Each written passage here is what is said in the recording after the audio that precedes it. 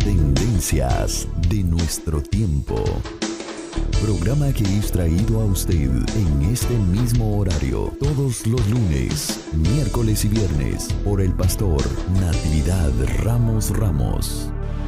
Puede escribirnos a radioadoración@hotmail.com o envíenos un texto al 704-634-6706.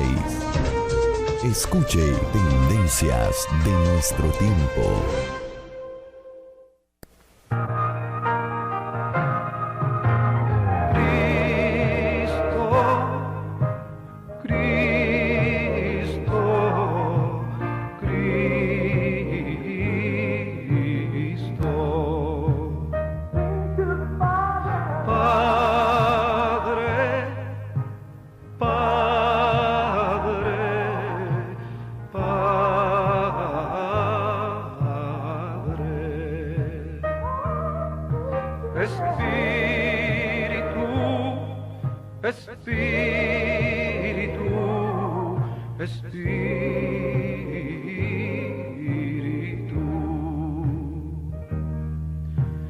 Deja tu agua viva entre mi alma correr.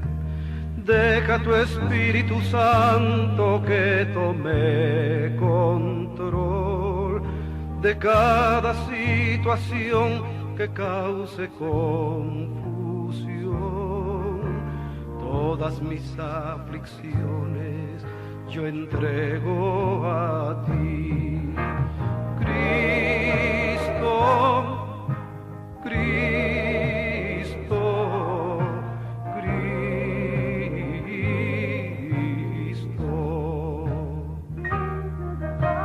Padre,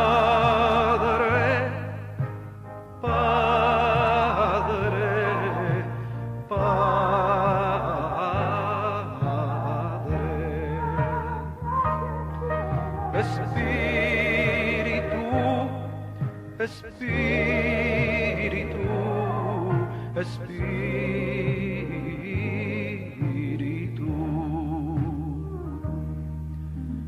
Ven Espíritu Santo y toma control. Tómame en tus brazos, borra mi temor. Atráeme hacia ti y toda duda se irá.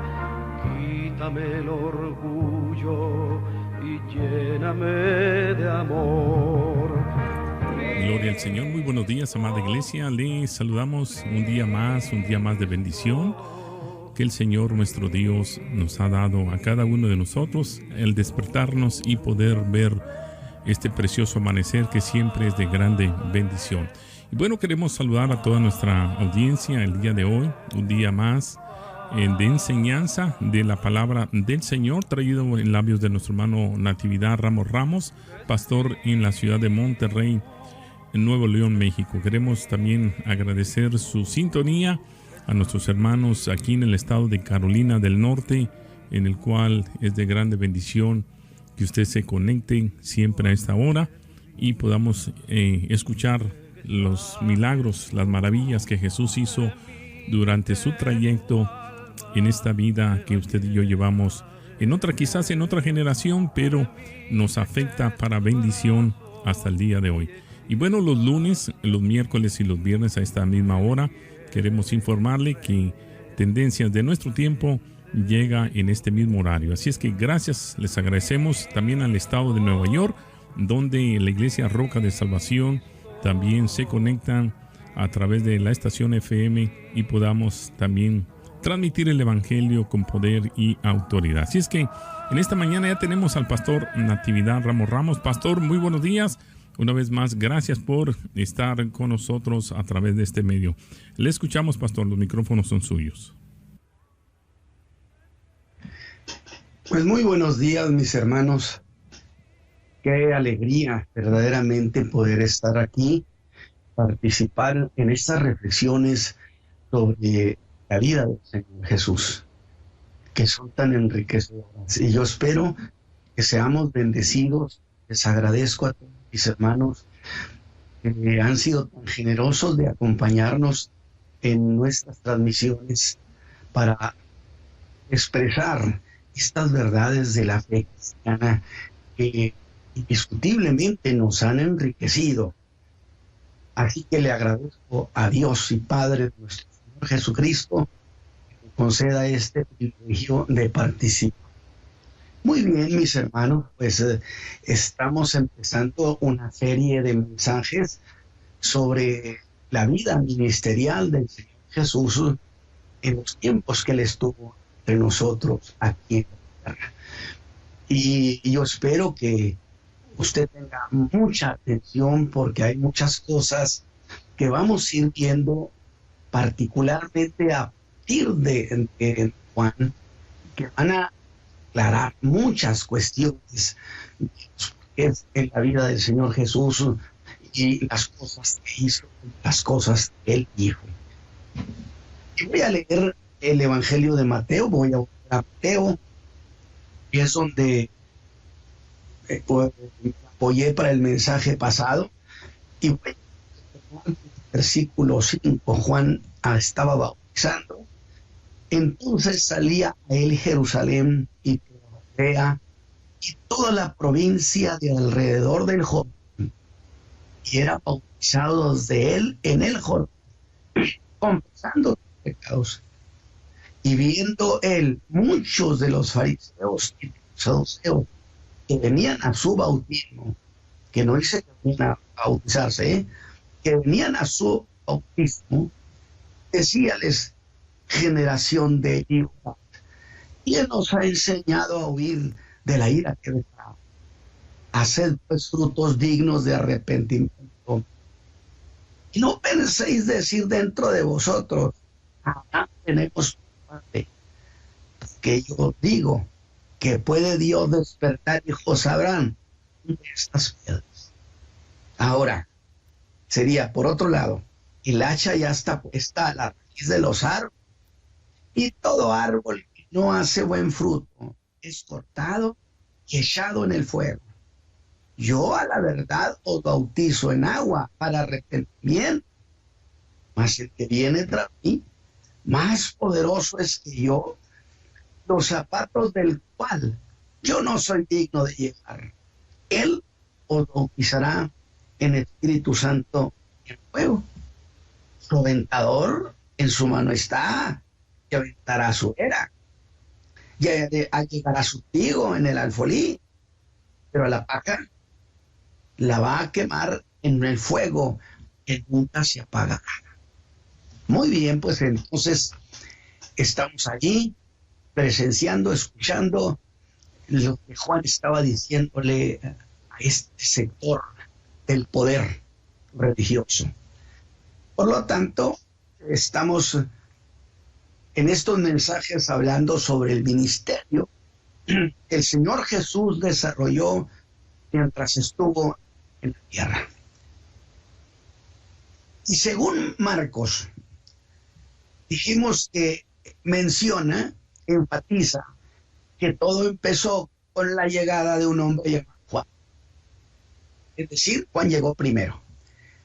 Por esa razón es que yo les dije a ustedes, si Juan llegó primero que Jesús, pues vamos primero con Juan. Y eso estamos haciendo, porque va a ser muy, muy beneficioso oír a Juan.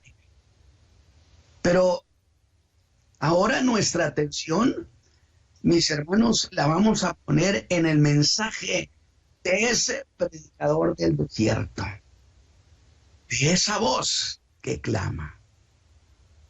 Voz de profeta, alabado sea Dios, que por cierto hacía siglos no se oía, pero que sin embargo, a pesar de ese profundo silencio de alrededor de 400 años, el corazón de Israel no se había olvidado de aquella vieja promesa. Promesa, fíjese bien lo que le voy a decir, promesa soberana. Los pactos pueden ser quebrantados y cancelados, pero las promesas que Dios hace soberanamente, esas no pueden ser cambiadas. Y a David Dios le hizo una promesa soberana, que uno de sus hijos se sentaría en su trono y reinaría siempre. Profecía, Dios la dio de manera soberana. Es una profecía que tenía por sí mismo la seguridad que ese trono habrá de ser instalado. Y logro esto que he dicho, mis hermanos, para hacer énfasis en que las escrituras hablan solo de dos venidas del Señor Jesús a la tierra. Escúchenme bien. La escritura habla solamente de dos venidas del Señor Jesús a la tierra. Lo que quiere decir que no estoy incluyendo el día del arrebatamiento de la iglesia. Ese día cuando Cristo venga por nosotros, que tanto anhelamos en el corazón. ¿Por qué, hermano Ramos? Porque en esa ocasión, cuando viene por la iglesia, el Señor Jesús no viene a la tierra, sino viene a los aires, donde se va a dar nuestro encuentro con Él. Esto es lo que dijo el apóstol Pablo a los hermanos de Tesalónica en su primera carta, en el capítulo 4, versículo 16 al 17, que los muertos en Cristo resucitarán, que nosotros que vivimos seremos transformados y juntos iremos a recibir al Señor en los aires. Mientras que lo que se debe llamar como venida son tiempos cuando el Señor Jesús viene a la tierra. Es decir, ha estado o queda implicado que está aquí y vive aquí. Eso es lo que llamamos primera y segunda venida. ¿Por qué? Mire, en su primera venida vivió en Nazaret y fue crucificado en Jerusalén. Mientras que la segunda venida de nuevo vendrá a la tierra y establecerá su reino y vivirá aquí 1000 años. Estará aquí. Pero aún diré mucho más, que sus dos venidas, mis hermanos, están asociadas a dos promesas. Tome esto, hermano, aprenda esto. Están asociadas a dos promesas las dos venidas de Cristo a la tierra. Una, la que le hizo a Abraham, que en su simiente, en singular, dijo Pablo a los Gálatas, serían benditas las familias de la tierra. Esto era relativo a esa redención gloriosa que cumplió en su muerte y resurrección. Mientras que la otra promesa, la que le hizo a David, es la razón de la segunda venida de Cristo a la tierra. En la segunda venida de Cristo a la tierra viene para cumplirle a David la promesa que él le hizo, que su reino sería restaurado y que uno de sus hijos reinaría para siempre. Alabado sea Dios. ¿Se da cuenta? Las dos venidas de Cristo a la tierra, asociadas específicamente a la promesa que le hizo a Abraham y ahora la promesa que le hizo a David. Esta promesa aún no se ha cumplido. Y cuando se habla de ese reino de los cielos, se hace en el sentido de algo que habrá de suceder. El reino de los cielos no está cancelado, está pospuesto. Para que nadie vaya a pensar que estoy proponiendo o diciendo que se canceló el establecimiento del reino. Cuando Jesús les dijo a los discípulos después de la muerte de Juan, ya no digan que yo soy el Mesías.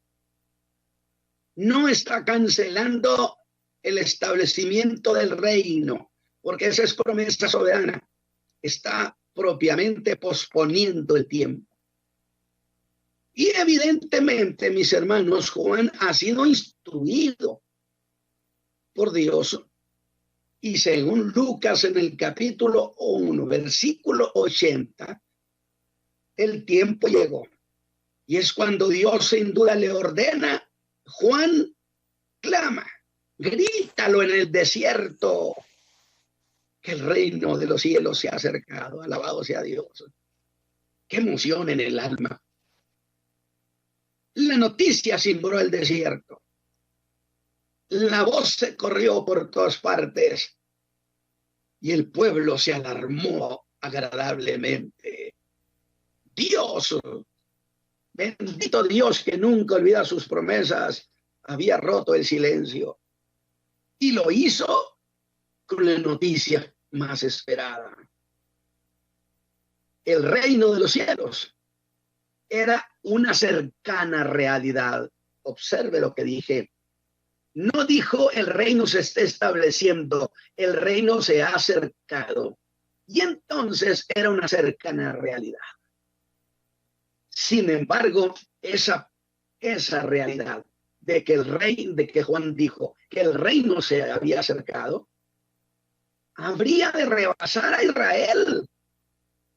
Y les costaría mucho creer que ese reino estaba entre ellos. Grave eso. Pero por lo pronto, que yo decía, ¿quién va a ir al desierto? ¿Quién va a ir al desierto a oír ese mensaje? Pues el desierto se convirtió en un gran auditorio. Multitudes venían a oír a Juan. Y al ver esas multitudes que extasiadas oían a Juan, cualquiera diría que el anuncio del reino de los cielos era todo un éxito y que el reino de los cielos sería exitoso. Alabado sea Dios. Escúcheme, por la cantidad de gente que iba a oír a Juan, se podía pensar con toda justicia que el reino de los cielos sería exitoso. Mis hermanos, no fue así. No fue así. El reino había de ser rechazado. Pero Juan había sido instruido en el sentido que su trabajo era solamente prepararle el camino al Mesías, preceder al rey. Y las palabras más notorias de su mensaje eran: arrepiéntanse y cambien de vida. Abandonen su pecado. Decía: aparejad el camino del Señor, enderezad sus veredas. Era esta una gran cuestión, que para entrar a ese reino necesitaba enderezar la vida. Necesitaban reconocer que eran pecadores o que no entrarían aunque fueran hijos de Abraham. Aquí se está gestando uno de los grandes choques contra el mensaje de Cristo. Acuérdese usted que en Jerusalén, ante el liderazgo y ante todo mundo, Jesús les dijo: vosotros de vuestro padre el diablo sois. Cuando les dijo que si el Hijo los libertara serían verdaderamente libres, y se las ingeniaron para no reconocer que eran pecadores, sino que eran hijos de Abraham. Cuando Juan está tocando este punto, ¿sí?, lo hizo usando la metáfora de hacer parejo y derecho un camino. Es decir, hay que allanarlo, hay que enderezarlo. Metáfora en la que es enderezar el camino. Es la figura del arrepentimiento. Ese hacer camino derecho es la figura que Juan usó para decirles que habrían de corregir su vida de pecado. Estaba parado el mensaje sobre un polvorín, por cierto, porque habían sido enseñados los judíos que no podían ser llamados pecadores. Pecadores los gentiles. Pero usted, como estamos viendo ya esos puntos de choque, que serían puntos de brutales encuentros. Que de otra manera, decía Juan, nadie sería aceptado en ese reino que se iba a establecer aquí en la tierra. No por ser hijos de Abraham vas a entrar a este territorio. Así que ante esa avalancha de miles de manos levantadas hacia Juan de yo quiero entrar a ese reino, dice el verso 6, que las gentes venían para ser bautizadas por él, confesando sus pecados. Y yo digo, si usted piensa que no es pecador, pues nunca sentirá la necesidad de arrepentirse. Porque una de las condiciones es reconocer que somos pecadores y que necesitamos perdón, que necesitamos salvación. Pero si usted no cree que sea un pecador, ¿cómo podrá arrepentirse? Así que la noticia era grandiosa. El reino de los cielos se ha acercado, señores. Pero yo quiero que usted note un detalle. Juan estaba haciendo una convocatoria. En ese sentido, que el reino de los cielos estaba haciendo convocatoria para que la nación entera cerrara filas hacia ese reino. Y que esta convocatoria es una convocatoria de la realeza. No era una invitación opcional, era una orden, porque era una orden real. El reino de los cielos se ha acercado y el reino los está llamando para arrepentimiento. La gente venían a Juan confesando sus pecados y entonces se bautizaban, significando que estaban preparados para participar en ese reino que se iba a establecer. Reino donde el hijo de David se sentaría en el trono de David su padre y restauraría ese reino. No ha sucedido, pero pronto va a suceder eso. Alabado sea Dios. Yo digo, los pasos del Mesías ya se oyen. Donde el hijo de David, Cristo Jesús, victorioso, se sentará en ese trono a reinar aquí en la tierra, no en el cielo. Por eso dije que para ser calificado como venida primera o segunda, tiene como condición que haya estado aquí en la tierra. Por lo que entrar a ese reino en la tierra nada tiene que ver con el arrebatamiento de la iglesia, la cual será levantada al cielo, no a Jerusalén. ¿Acaso no dijo el Señor Jesús?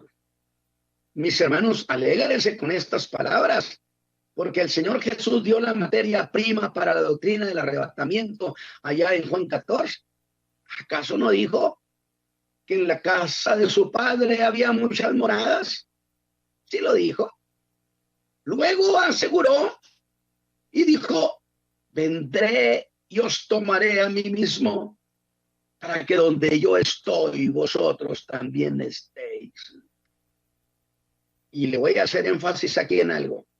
Esto no le fue dicho a la nación de Israel, solo a la iglesia. Porque Israel tiene sus promesas en la tierra. La iglesia las tiene donde está Cristo en los cielos. Vaya ubicando estas cuestiones. Pero volvamos a ese arrepentimiento que Juan predicaba para perdón de pecados. Pero quiero insistir en una precisión. Que Juan no predicaba el nuevo nacimiento tal y como se predica en el Evangelio de la Gracia. Porque Juan no fue un predicador de la gracia. Y esto del nuevo nacimiento en realidad era una doctrina que no conocían. ¿O acaso no se vio Nicodemo rebasado y sorprendido cuando el Señor Jesús le habló del nuevo nacimiento engendrado por el Espíritu Santo? ¿Cierto? Pero si él era un maestro de Israel, ¿por qué no conocía esa doctrina? Porque no era doctrina. Es decir, el nuevo nacimiento como lo predicamos en el Evangelio de la Gracia. Por eso, mis hermanos, conviene hacer diferencia entre lo que es el Evangelio del reino de los cielos y el Evangelio de la gracia.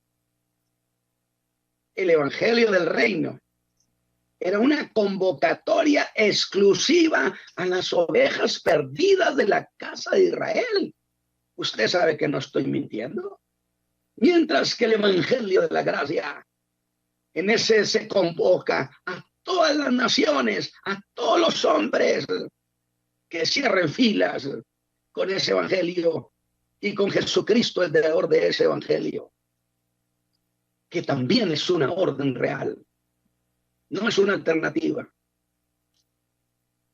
De tal manera, es una convocatoria que se empezó a predicar después que el Señor Jesús fue ascendido a los cielos, que debía ser predicado en todo el mundo el perdón en su nombre.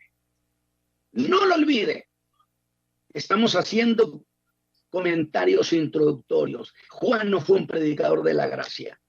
El mensaje del reino de los cielos no era un separarse de la ley.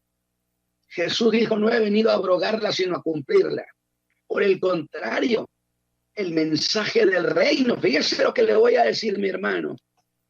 El mensaje del reino de los cielos que predicaba Juan y que predicaba Jesús era mucho más exigente que la misma ley.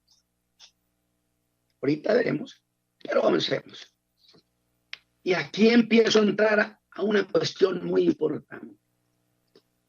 Pero antes debo reconocer que Juan se convirtió, cierto, en un predicador muy exitoso. Pues dice el verso 5, que salía él toda Jerusalén y toda Judea y toda la provincia de alrededor del Jordán. Esto le habla de algo cuantitativo, multitudinario. Todos querían oírle y eran bautizados confesando sus pecados. Pero otra aclaración más. No era un bautismo en el nombre de Jesús. Pero veamos a Juan.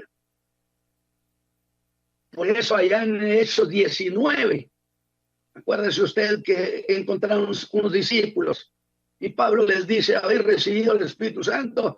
Sorprendidos dijeron, ni siquiera sabíamos que había Espíritu Santo. Pues entonces, ¿en qué forma los bautizaron? Si los hubieran bautizado en el nombre del Padre, del Hijo y del Espíritu Santo, ustedes sabrían que había Espíritu Santo. Pues ¿cómo los bautizaron? Y ellos dijeron, en el bautismo de Juan. Todavía en esos años andaban algunos predicadores continuando con el ministerio de Juan, cuando que el ministerio de Juan era para Juan, no para su descendencia. Pero veamos a Juan desde Jerusalén. Vamos a Jerusalén y veamos qué pasaba allá. Era tan impactante su mensaje que llamó la atención de la nación. Pero Mateo pone atención en el qué hizo el liderazgo judío.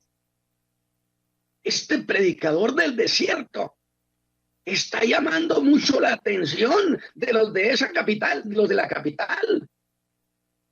Cosa que los inquietaba y que no dejaba de ser un caso único e insólito. Pues fueron enterados que Juan estaba causando un movimiento de masas que podía ser mal visto por los romanos. Y la élite religiosa y política de la capital lo vio como motivo de investigación. Necesitamos investigar esto. Y envían gente. Y en el verso 7 Mateo nos cuenta de dos grupos que vinieron al bautismo de Juan, que no venían a bautizarse, venían de observadores, fariseos y saduceos. Ellos representaban poderosos grupos de poder. Vinieron a donde Juan bautizaba, dice el verso 7. Y viendo el mucho de los fariseos y de los saduceos, Juan está bautizando. No vinieron a decirle nada a Juan, lo estaban escuchando. No te viene ese detalle. Y los fariseos y saduceos no dice que vinieron a pedir bautismo, venían como observadores. Y de repente Juan se dirige a ellos en un lenguaje violento. Generación de víboras. ¿Quién os ha enseñado a huir de la ira que vendrá? Y yo digo, Juan, ¿qué te pasa, Juan? Generación de víboras. ¿Por qué les está diciendo eso? ¿Cómo puedes justificar, Juan, palabras tan duras? Yo no he visto que te hayan preguntado nada ni hayan discutido contigo. No te han cuestionado. Ni siquiera dice que le hayan pedido que lo bautizara. Va conmigo, mi hermano. ¿Cómo justificas eso? Que según el griego, el que hayan estado allí los saduceos y los fariseos no implica que fueron para bautizarse. Nunca. ¿Sabe por qué, mi hermano? Porque ellos enseñaban que no eran pecadores. ¿Cómo iban a bautizarse y reconocerse como pecadores ante la nación? ¿Qué le parece? Pues si así lo hubieran hecho, pues Juan los hubiera bautizado, si hubieran confesado sus pecados. Entonces yo volteo a ver a Juan y le digo, Juan, pues ¿por qué tu molestia? Querían ver de qué se trataba. Mateo dice que Juan lo dio que venían a su bautismo. Insisto que no significa que querían bautizarse. Sin embargo, Juan los confrontó. Y entonces yo pregunto, ¿acaso el hecho que venían en el plan de examinar a Juan y su mensaje era ofensivo? Pues aunque así fuera, no era causa, no en la doctrina del Deuteronomio. La Escritura enseñaba y autorizaba a los hijos de Israel al derecho de examinar a cualquier profeta y su mensaje para asegurarse que su mensaje fuera verdad. Yo no sé por qué ahora se enojan los telepredicadores o gente así, que porque los cuestionen. Si usted tiene la enseñanza de la verdad, que pregunten. Sin embargo, Juan no estaba molesto por eso. Usted dice, pues ahora sí nos dejó peor, hermano Ramos. Así que no podía ser por eso. Pero veamos eso de otra manera. Ellos vieron como mucha gente común venían y se declaraban pecadores.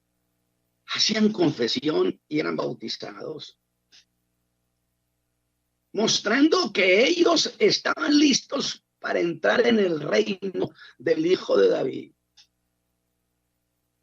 Lo mismo allá con el Señor.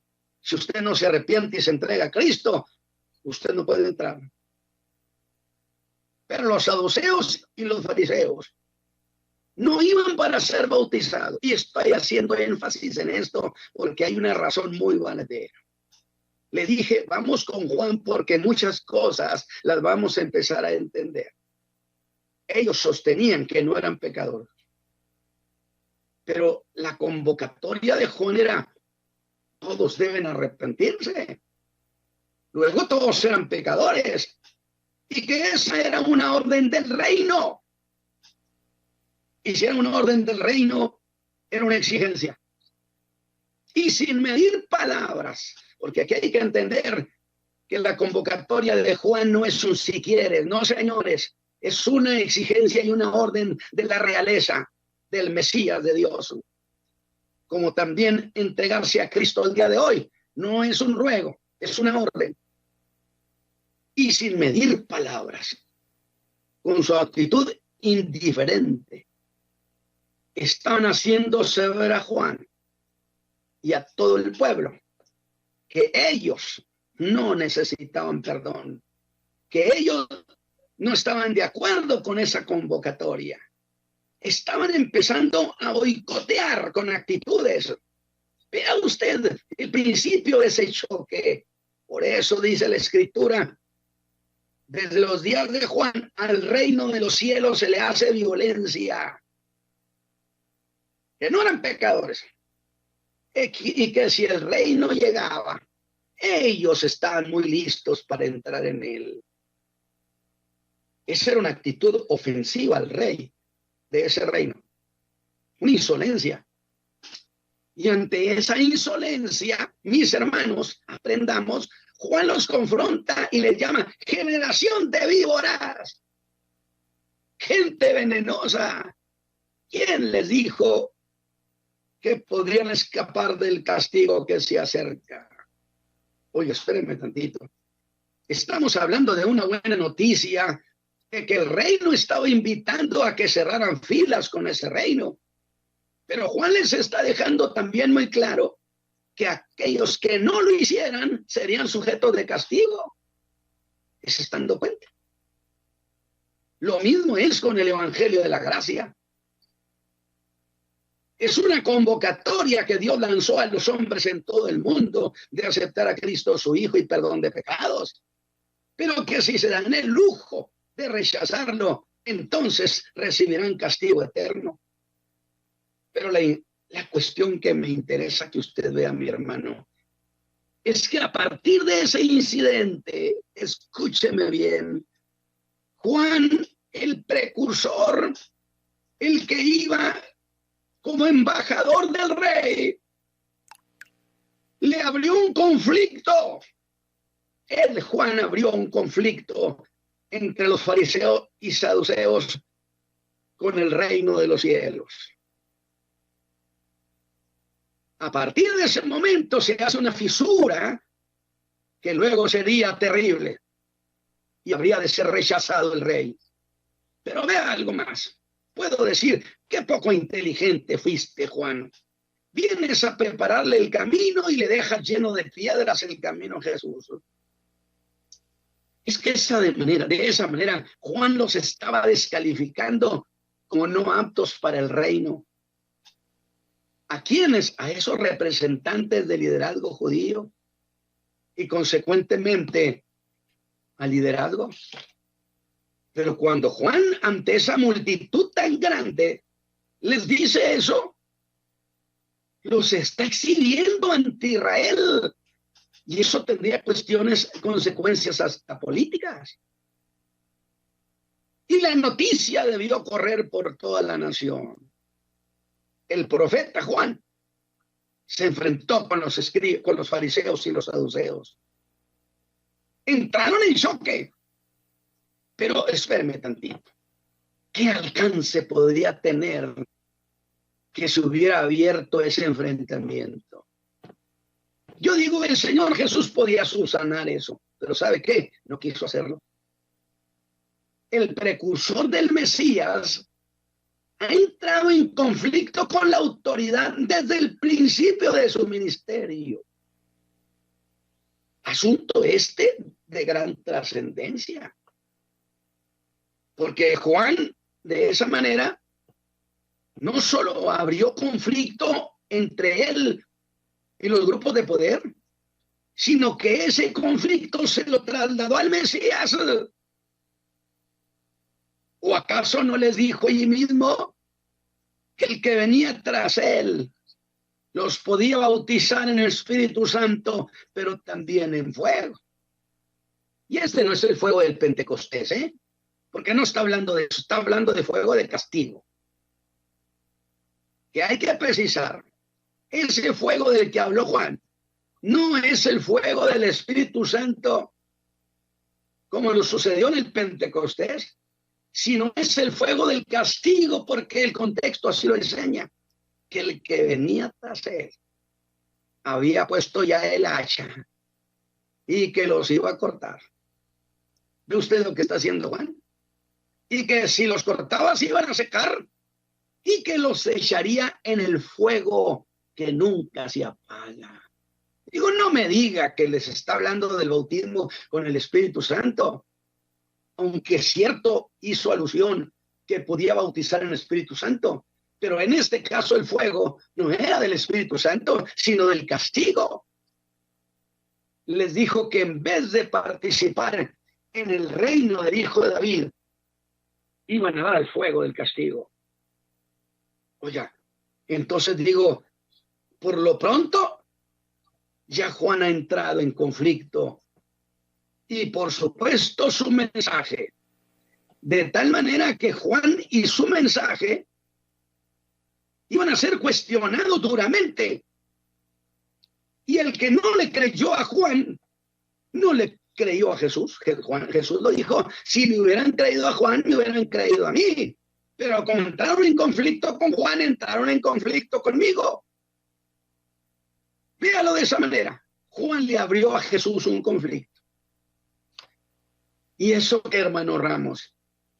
Pues que desde ese momento, fíjense bien, si los pies del Mesías venían dirigiéndose al trono para sentarse en el trono de David, a partir de ese instante, los pies de Jesús se pusieron en ruta a la cruz del Calvario. Alabado sea Dios. Va conmigo. Y eso fue un acto deliberado. ¿Acaso con eso no le reservó Juan el camino al Mesías? Entonces yo tengo que preguntar, ¿error de Juan? No, eso estaba en el consejo de Dios. Luego entonces ya desde aquí se empieza a notar que la tendencia divina no era que Jesús fuera al trono, sino que fuera a la muerte en la cruz. Bendito sea Dios. Porque lo digo esto porque algunos despistados dicen que Dios tenía el plan A y el plan B. Y como el plan A fracasó, tuvo que usar el plan B. No, señores. Desde la eternidad Dios había seleccionado los pasos que iban a seguir. Jesús iba a morir por los pecados. Y le voy a decir por qué. Porque la promesa de redimir al hombre fue dicha a Abraham antes que la de David. Y el que es primero en tiempo es primero en derecho. Por eso, al final de cuentas, Jesús le cumplió primero a Abraham su promesa. Primero en tiempo, primero en derecho. Santo Dios, qué belleza. Yo no sé si usted va conmigo disfrutando estos detalles. Yo quiero que usted se goce, pero que aprenda. Esto estaba en el consejo de Dios. Y la verdad es que Juan empezó su ministerio. Mis hermanos, escúchenme, encendiendo allí una fogata que luego se convirtió en un incendio bárbaro. Y habrían de decidir sin duda, tenemos que rechazar a Juan y rechazar su mensaje y rechazar a su Mesías, al Mesías con él. ¿Ve usted qué significó ese encuentro con el liderazgo? Ese choque. Pero, a ver, vea esto otro lado. ¿Qué acaso el Señor Jesús no podía subsanar ese conflicto? Subsanó la cuestión el Señor Jesús. Fíjese que no lo hizo porque no quiso. Y me atrevo a afirmarlo de nuevo que no quiso hacerlo. Al contrario, alabado sea mi Señor, que le echó más leña al fuego. Porque quería que hubiera causa muy fuerte para que no lo quisieran como rey. Para que lo quisieran mejor en la cruz. Y gracias a eso, a esos pasos deliberados del Altísimo, es que yo tengo salvación y vida eterna. Y ustedes también, mis hermanos. Porque en el Sermón del Monte, en el capítulo 5, verso 20, dijo con la misma dedicatoria de Juan, os digo que si vuestra justicia, le dijo a la gente, a miles y miles de gente, si no fuera mayor que la de los escribas y fariseos, no entraréis al reino de los cielos. Vean lo que está haciendo. Está descalificando a los escribas y fariseos como no aptos para entrar a ese reino.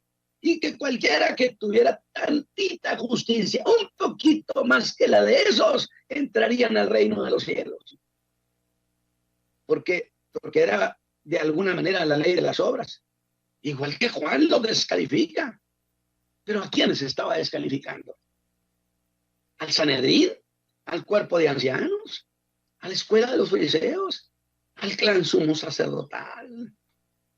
Así que mis hermanos que están conmigo en estas palabras introductorias al ministerio del Señor Jesús, el sermón del monte era dinamita pura, que sacudió, hermanos, sacudió la silla de este liderazgo, porque implicaba: todos ustedes no pueden entrar, ustedes no caben en mi reino.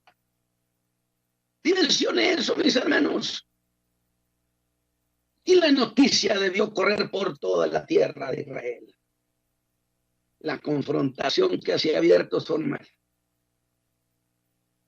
Y el Señor Jesús, sus pasos se alejaban del trono a partir de esos enfrentamientos, ya incipiente. Yo puedo imaginarme al caminar del Señor y entonces están mirando hacia el Calvario: alabado sea mi Salvador, y dirigirse poco a poco para allá.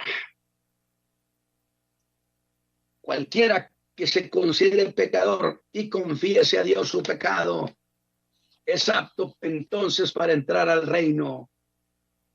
Esta mañana, mis hermanos, les agradezco con todo mi corazón que me hayan acompañado estos 2 mensajes preparatorios, introductorios, porque entonces usted va a encontrarle mucho sentido a muchas cosas que Jesús hizo. Que mi Señor los bendiga esta mañana. Y hermano Isaí, los micrófonos son suyos.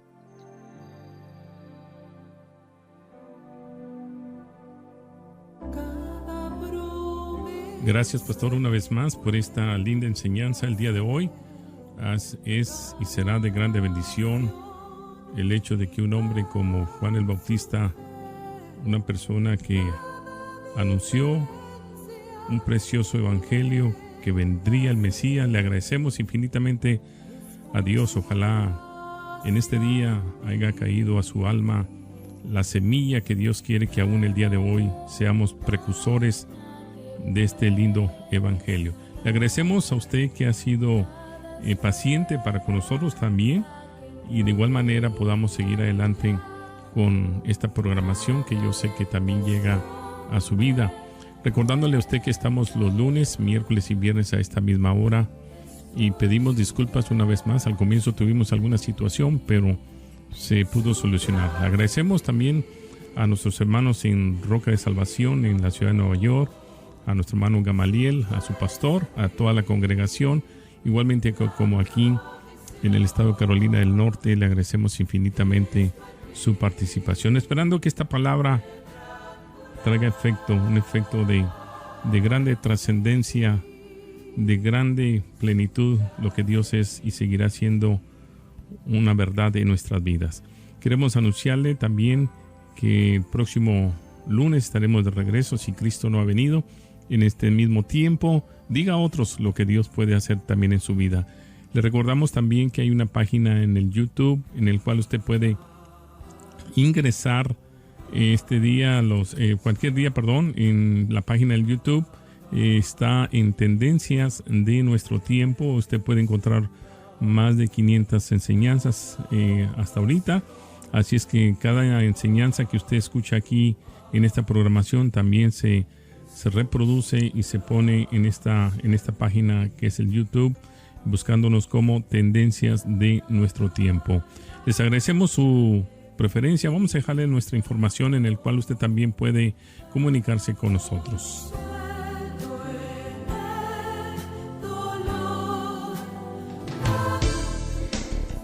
Tendencias de Nuestro Tiempo.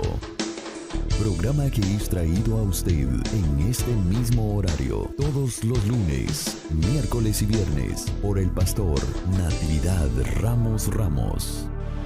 Puede escribirnos a radioadoración@hotmail.com o envíenos un texto al 704-634-6706.